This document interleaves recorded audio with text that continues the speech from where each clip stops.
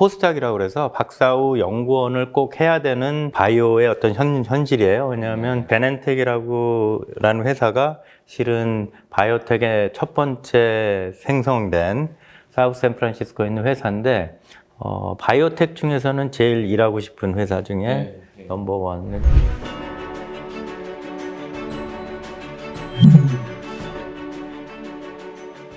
네, 안녕하십니까. 오늘은 저희가 한교의 그 코리아 바이오 파크에 왔습니다. 여기에 파스테르 연구소가 있는데 좀 어렵게 그 ABL 바이오를 창업하신 이상훈 대표를 모시고 우리가 회사 얘기도 좀 듣고 그다음에 암 치료, 퇴행성 질환 이런 얘기를 좀 듣고자 오늘 여기 왔습니다. 그래서 제가 우리 여기 이상훈 대표님 이제 뭐 학력 양력이 뜰 텐데 2016년에 이제 창업하신 걸로 제가 알고 있고 벌써 이제 시가총액이 한 1조 원이 넘는 우리나라 그 바이오 대장주로 이제 발돋움을 했습니다. 그래서 ABR이라는 게 제가 알기로는 A Better Life가 맞나요? 네, 맞습니다. 네, 네, 네. 인류를 위해서 A Better Life 그런 목적으로 이제 회사를 설립을 했고, 그래서 이제 이중 항체를 기반으로 면역 항암제, 그다음에 퇴행성 뇌질환을 이제 치료를 네. 주로 목표로 하시는데, 그 제가 알기로는 우리 이 대표님이 이제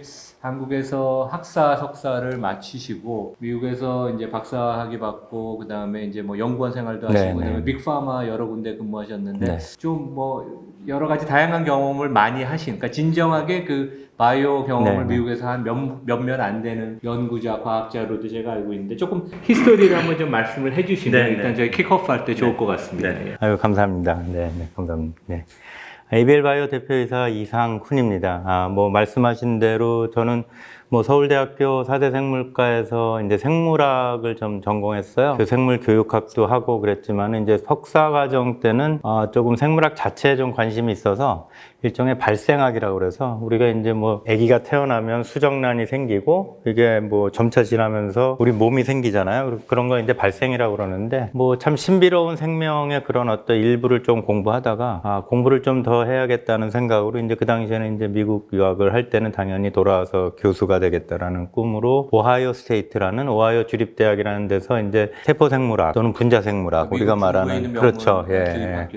그렇게 그런 데서 이제 뭐 한 5년 박사학위를 하고 뭐 저희는 이제 그 포스닥이라고 그래서 박사 후 연구원을 꼭 해야 되는 바이오의 어떤 현실이에요. 왜냐하면 이 박사학위라는 거는 늘 저의 주장은 아니면 다른 사람들 마찬가지겠지만 우리가 인디펜던트한 그러니까 독립적인 연구를 할 수 있는 자질을 갖추는 게 박사학위인데 다른 학문이랑 비교해서 이게 워낙 시간도 오래 걸리고 다양하다 보니까 이런 포스닥 연구 생활을 뭐 짧게는 3년 그 당시에는 좀 길게는 5년 지금은 뭐 6년 7년 하는 친구들도 있고요. 그 당시에 이제 뭐 저는 한 5년 정도 해서 처음에는 하버드 의대, 보스턴에 있는 의대에 가서 우리 몸 안에 혈관이 어떻게 생성이 되는지 그다음에 몸 안에 암이 자랄 때 혈관이 쭉 필요해서 영양분을 공급을 해야 돼요. 그러다 보면은 기본적으로 이런 혈관 형성 과정을 이해를 하면 암을 퇴치할 수 있고 다양한 어떤 질병에 대한 노하우를 알 수 있겠다라고 그래서 하버드 의대 가서 공부를 좀 했었고 뭐 이제 스탠포드는 저쪽 서부에 이제 실리콘밸리라는 그런 쪽에 이제 그 두 번째 포스닥을 해서 비슷한 연구를 좀 했었습니다. 그래서 이제 뭐 박사학위를 받고도 포스트닥을 한 5년 했습니다.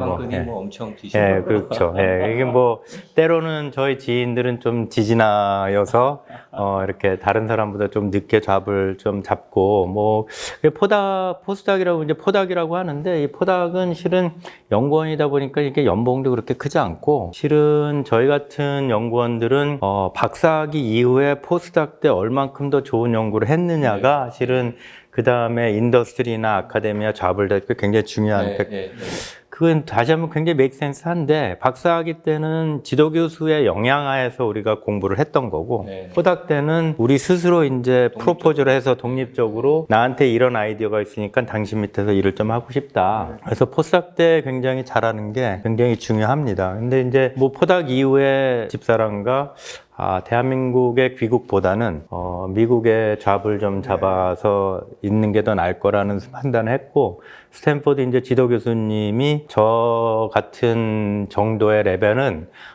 미국에서 아주 훌륭한 학교보다는 인더스트리에 좀 맞을 수도 있겠다. 그리고 이제 뭐 너의 성격이나 이런 걸 봐도 그냥 그렇게 무난하게 할 수 있는 성격이면 인더스트리에 가는 게 맞겠다. 그래서 실은 버클리 쪽에 네. 카이론이라는 회사가 있었어요. 네, 들어봤습니다. 당시에 뭐 한 네. 5천 명 되고 한 넘버 3 정도. 근데 이제 카이론이 생기기 전에 제넨텍이라는 회사가 실은 바이오텍의 첫 번째 생성된 사우스 샌프란시스코에 있는 회사인데 그 회사는 실은 스탠포드 교수님이랑 이렇게 좀 세운 회사고 예. UCSF의 교수님을 하시던 분이 제넨텍을 비트할 수 있는 회사를 버클리 쪽에 만들자. 그래서 이제 카이론을 만들었는데, 제넨텍을 뭐 결코 비트하지는 못한 것 같고, 그래서 그게 이제 제 첫 직장이 됐고, 그 다음에 두 번째 직장은 여러분들이 요즘 코비드 백신으로 많이 하는 아스트라제네카라고 영국의 또는 스웨덴 회사가 합병된 회사예요. 그렇죠. 아스트라와 제네카가. 네.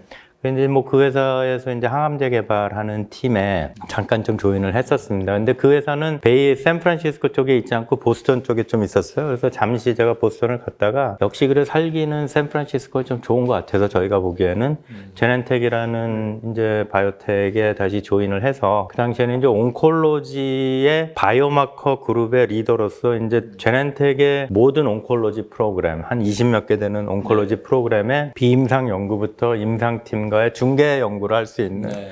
그런 팀의 팀 리더로 해서 갑자기 좀 시야도 좀 넓어지고 네. 그동안에는 카이론과 에스트라제네카는 약간 제가 포커스 맞춘 프로젝트만 관련이 됐는데 이제 제넨텍에 와보니까는 그 회사에서 하고 있는 모든 포트폴리오를 다 볼 수 있었고 그다음에 더 많은 디스커션 할 수 있어서 제 시야가 굉장히 좀 넓어진 것 같은 그런 경험을 좀 가졌고 엑셀레시스라고 지금 뭐 시총이 한 4, 5조 되는 회사는 실은 잠깐 얼리 디스커버리 프로그램에 제가 좀 그 몸을 담았습니다. 그래서 제 생활의 기본적인 어떤 그 인더스트리 백그라운드는 주로 실리콘밸리, 샌프란시스코 지역에서 많은 경험을 좀 쌓았습니다. 네. 그러니까 우리 이 대표님이 그러면 바이오로 이학 박사를 네, 받고 맞습니다. 네, 그 네. 후에는 이제 뭐 하버드 의대, 네. 스탠퍼드 의대에서 네. 이제 연구원 생활을 네.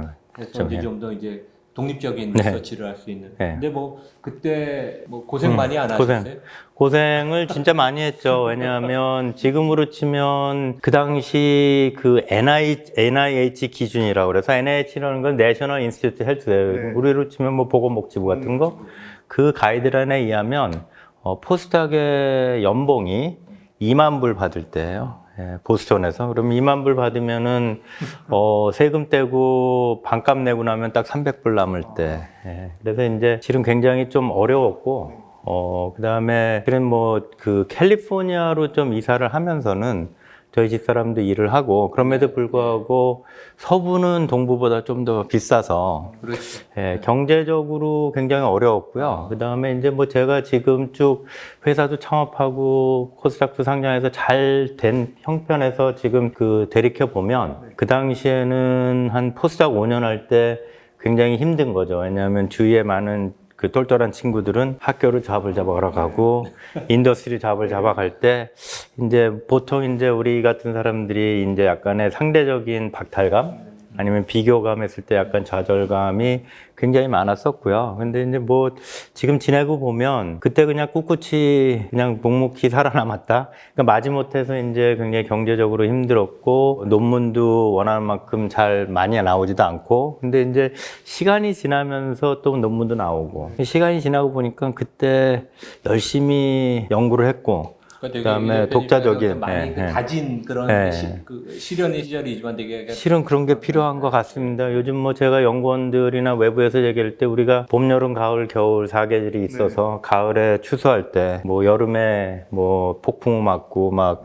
비도 맞고 햇빛도 맞고 이런 과정이 없이는 사람이 열매를 맺기는 좀 어렵지 않을까라는 뭐 경험에서 옛날 경험이 우리 아직도 좀 참 그때 참 어려웠다. 그때 살기가 어려웠다. 근데 그때 참 열심히 연구를 좀 했었던 것 같다라는 뭐 기억이 생생합니다. 네. 약간 그런 뭐 최고의 기관에서 최고의 교육기관 의대에서 또 경험을 한 게 이제 다 밑받침이 된 거네요. 근데 그 제가 알기로는 그 아까도 우리 이 대표님 뭐 제넨테크 얘기를 좀 자신감 있게 자랑스럽게 하셨는데 이 바이오의 그 지존이죠. 네, 네. 그래서 제넨테크가 과연 뭐 어떤 회사에서 뭐가 다른 데랑 틀린지 네, 네, 국내에서는 잘 모르거든요. 그리고 제가 그쵸. 알기로는 또 러쉬가 러쉬가 합병이 됐죠. 그 네, 자회사죠. 그래서 네, 뭐 네. 그때 얘기를 좀 해주시고 네, 네. 그러면 좋을 것 같습니다. 뭐 그 사우스 샌프란시스코 이제 샌프란시스코 공항에 내리면 네. 사우스 샌프란시스코 조그만 시티가 있는데 바로 옆에 5분 거리에 보면 들어갈 때 이제 벌스 플레이스 오브 바이오텍이라고 적혀 있어요. 아, 그러니까는 그 제넨텍의 캠퍼스를 보면 정말 그 바닷가에 있는. 근데 이제 그 이 회사의 장점은 뭐 다른 회사 미국 회사의 장점이 다 비슷한데 제가 이제 뭐 여러 가지 지금 지내고 봤을 때도 그렇고 그 당시에도 늘 CEO 자체도 그 당시에 지금 알트 레빙턴이라고 제넨텍의 인플로이 넘버 3 또는 5 정도. 그러니까 4번, 네, 3번, 네. 4번. 그렇죠. 네. PhD였고 예. 경력을 쭉 쌓아서 제넨텍의 CEO 역할을 해서 회사를 급격하게 성장시킨 장본인인 분이 늘 강조하는 거는 사이언스라는 얘기를 해요. 그 얘기는 뭐냐면 우리 같은 리서치 앤 디벨롭먼트, R&D, 저희는 이제 매출이 무슨 저희가 화장품을 파는 것도 아니고 저희가 무슨 기계를 파는 것도 아니고 저희의 노하우는 기술에 대한 어떤 노하우잖아요. 그러려면 저희가 이노베이션을 하려면 사이언스를 제일 잘해야 된다라고 그래서 이제 사이언스, 그다음에 사람에 대한 어떤 굉장히 강조점. 그러니까 좋은 사람을 리크루트하고 좋은 사람을 쭉 성장시킬 수 있는. 그다음에 기억나는 거는 이제 다른 회사보다는 멘토십이라고 그래서 뭐 새로운 인플로이가 들어가면 위에 시니어 디렉터나 이런 분들이 저 같은 주니어 사이언티스트를 멘토를 하는 거죠. 그래서 당신은 뭐가 필요하냐. 그다음에 우리 회사에서 서바이브를 하려면 이런 것들을 좀 잘해야 된다. 라는 것들. 그 다음에 좀 어려운 얘기지만은 좀 저희 같은 인플루언트는 좀 하시한 얘기인데 360도 다방면 평가. 그게 굉장히 시리어스하죠. 그래서 이 360도 평가를 통해서 정말 저의 장점과 저의 단점. 왜냐하면 제가 모든 장점을 갖고 태어난 사람이 아니기 때문에 그 단점에 대해서 얘기를 많이 하죠. 뭐 단점에 대해서는 저희 같은 포리너 외국인한테는 랭귀지 베리어로 일어난 이 회사 생활에서 컬처럴 디퍼런스. 이것도 굉장히 크죠. 외국 회사 예, 오래 다녔지만 이제 서양 사람들은 미국 사람들은 단점이라고 안 그러고 area of 에어리 오브 그렇죠. 개선점이라는 그렇죠. 표현으로 아주 그걸 그렇죠. 적나라하게 맞아요. 피드백을 주죠. 그래서 이제 뭐 그런 것도 훌륭했던 것 같고 이제 뭐 굉장히 포커스된 어떤 사이언스로 훌륭한 팀이 좀 있었다. 왜냐면 약을 개발했던 많은 사람의 경험 있던 사람들이 팀을 이루고 그 팀 속에서 이 팀워크를 통해서 회사의 드리븐된 고를 성취하는 뭐 그래서 단연코 제넨텍과 거의 비슷한 정도의 네임밸류는 이쪽 LA 쪽에 엠젠이라는 회사가 있어요. 네, 엠젠. 네. 엠젠은 단연코 그 당시에서 매출로서 넘버원이었어요. 예. 바이오텍은. 제넨텍은 매출로서는 약간 뒤졌지만 이 사이언스나 이노베이션 이런 데서는 단연코 넘버원이어서 그런 부분에서는 회사의 컬처 자체가 굉장히 이노베이션에 드리븐. 그다음에 늘 이제 베이에리어 샌프란시스코 지역에서 투표를 하면 바이오텍 중에서는 제일 일하고 싶은 회사 중에 네. 넘버원. 근데 그만한 좀 이유가 좀 있지 않았나 생각이 됩니다. 그러니까 거기를 또 그 러쉬가 인수하게 그렇죠. 된 예, 거는 예. 배경이 어떻고 뭐 그게 어떻게 됐나요? 이제 그 제넨텍의 아마 지분을 러시가 한 40% 이상 정도, 제가 알기로는 41%, 45% 정도 갖고 있었던 거 알고 있었고, 이게 보통 합병이 일어날 때 뭐 공교롭지만 제넨텍이 지금 이제 아바스틴이라는 약이 블록버스트예요. 네. 이제 바이오시밀라도 나오고, 근데 아바스틴이 지금 7조 정도 매출이 나오는데 그 당시에 아바스틴 임상에 한번 실패를 했었어요. 네. 그래서 주식이 제가 89불에서 40 몇 불로 떨어진 적이 있었어요.